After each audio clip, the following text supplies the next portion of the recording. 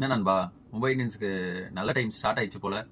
ஆமாங்க, எத்தனை நாள் சொல்லியிருப்போம் ஹார்திக் பாண்டியா கேப்டன்சிலேருந்து எடுக்கணும் எடுக்கணும் தூக்கணும் தூக்கணும்ட்டு.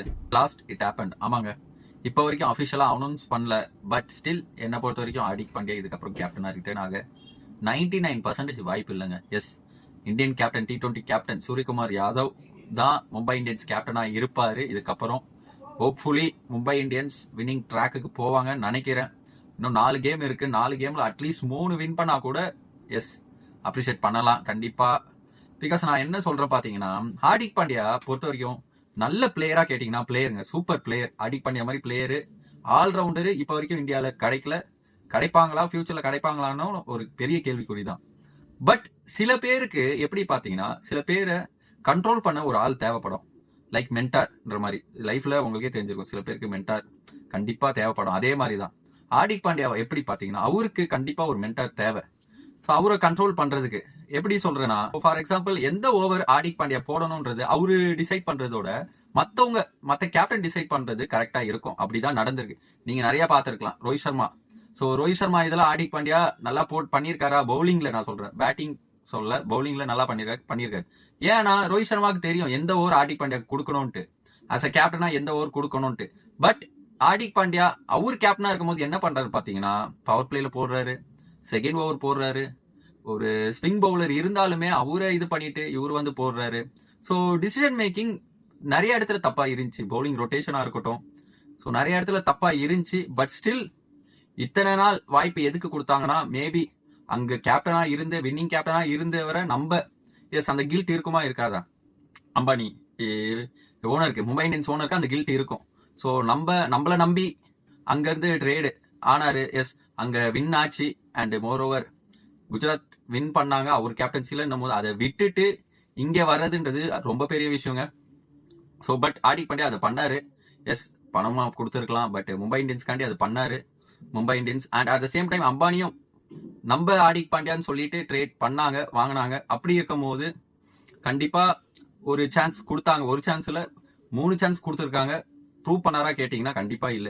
இதுக்கு மேல ப்ரூவ் பண்ணி ஒன்னும் ஆக போறதும் இல்ல. மும்பை இந்தியன்ஸ் கடைசி பிளேஸ்ல இருக்காங்க, 9th பிளேஸ்ல இருக்காங்க நினைக்கிறேன்.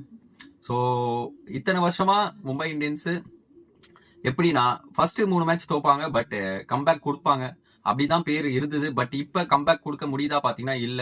அண்ட் மோர் ஓவர் பிளேயர்ஸ் கிட்டயும் ஒரு அந்த ஃபைட்டிங் இது ஸ்பிரிட் இல்லைங்க.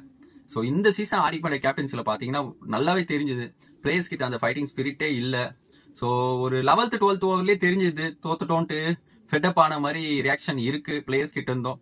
ஸோ கண்டிப்பா என்ன பொறுத்த வரைக்கும் ஹார்திக் பாண்டியாவை டிராப் பண்ணக்கூடாது. ஆஸ் அ ஆல்ரவுண்டரா மும்பை இந்தியன்ஸுக்கு ஹார்திக் பாண்டியா கண்டிப்பா தேவை. ஆஸ் அ கேப்டனா தேவையா கேட்டீங்கன்னா கண்டிப்பா இல்ல. ஸோ சூரியகுமார் யாதவை இன்னும் 2 வருஷம் ஓட்டலாம், கேப்டனா வைக்கலாம். அண்ட் அதுக்கப்புறம் எஸ் திலக் கேப்டனா ஆகலாம். அண்ட் மோர் ஓவர் நீங்க பாத்தீங்கன்னா ஒரு ஸ்டேட்மெண்ட் விட்டுருப்பாரு ஹார்திக் பாண்டியா, ஒரு 3 வருஷம் 4 வருஷம் முன்னாடி விட்டுருப்பாரு. மும்பை இந்தியன்ஸ் டீம் 2 டீம் பொதுவா இருக்குன்னு சொல்லுவாரு அவரு. இதுல ஒன்னு வந்து நல்ல பிளேயர்ஸ்லாம் வாங்கி வச்சுட்டு பெர்ஃபார்ம் பண்றது. இதை யார் சொன்னார்னா மும்பை இந்தியன்ஸ் அப்படியே சொன்னாரு. இன்னொன்னு என்னன்னா பிளேயர்ஸை க்ரூம் பண்றது. அது யார் சொன்னாங்கன்னா சிஎஸ்கேவை சொன்னாரு. ஸோ மும்பை இந்தியன்ஸ்ல இப்ப என்ன பொறுத்த வரைக்கும் எஸ் நல்ல ஸ்டார் பிளேயர்ஸ் தான் இருந்தாங்க 2 வருஷமா. பட் வின் பண்ண முடிஞ்சதா கேட்டீங்கன்னா பெரிய பெரிய கொஸ்டின் மார்க் எல்லாம் கிடையாது. வின் பண்ண முடியல அவரால். ஸோ என்ன பொறுத்த வரைக்கும் ஹார்திக் பாண்டியா கண்டிப்பா he should give up his captaincy Mumbai Indians நலனுக்காக. ஸோ மும்பை இந்தியன்ஸ் காண்டி அவர் கண்டிப்பா கேப்டன்சி அவரா விடணும். ஸோ இல்ல எனக்கு நான் பிளேயரா மும்பை இந்தியன்ஸ்க்கு விளையாடுறேன், பழைய ஹார்திக் பாண்டியாவா நான் வரேன், ஸோ ஃபினிஷ் பண்ணி கொடுக்குறேன், போலார்ட் மிஸ் பண்ண இடத்த நான் தான் ஃபில் பண்ணணும்ட்டு ஒரு ரெஸ்பான்சிபிளா வந்து ஆடணும். இந்த கேப்டன்சி ப்ரெஷர் எல்லாம் விட்டுட்டு சூரியகுமார் யாதவ் இந்தியன் டீமுக்கு பண்றாரு. இதுக்கப்புறம் என்ன ஈகோன்னு தெரியல. ஸோ அவர் ஆல்ரெடி இந்தியன் டீமுக்கு பண்றாரு. அவரு உங்க கீழே ஆடும் போது வை நாட் யூ? நீங்க ஒரு இந்தியன் டீம் கேப்டன் கீழே ஆடலாமே, தாராளமா இதுக்கப்புறம் ஆடலாமே. ஸோ ஹோப்ஃபுல்லி மும்பை இந்தியன்ஸ் இதை பார்ப்பாங்க. கண்டிப்பா சம் ஆக்ஷன் எடுத்துட்டாங்க தான் நினைக்கிறேன். பட் ஸ்டில் வெளிப்படையா எதுவும் அனௌன்ஸ்மெண்ட் வரல. Let's see. இன்னும் ஒரு 4 மேட்ச் இருக்கு. ஹார்திக் பாண்டியா வராரா இல்ல நெக்ஸ்ட் சீசன் மேபி ட்ரேட் ஆக கூட வாய்ப்பு இருக்கு. பிகாஸ் கேப்டன்சி பிடிங்கிட்டாங்கன்னும் போது ஹார்திக் பாண்டியாக்கு மேபி சம் ஈகோ கிளாஷ் ஆகி வேற டீம் கூட போக வாய்ப்பு இருக்கு. பாப்போம் என்ன நடக்குதுன்ட்டு.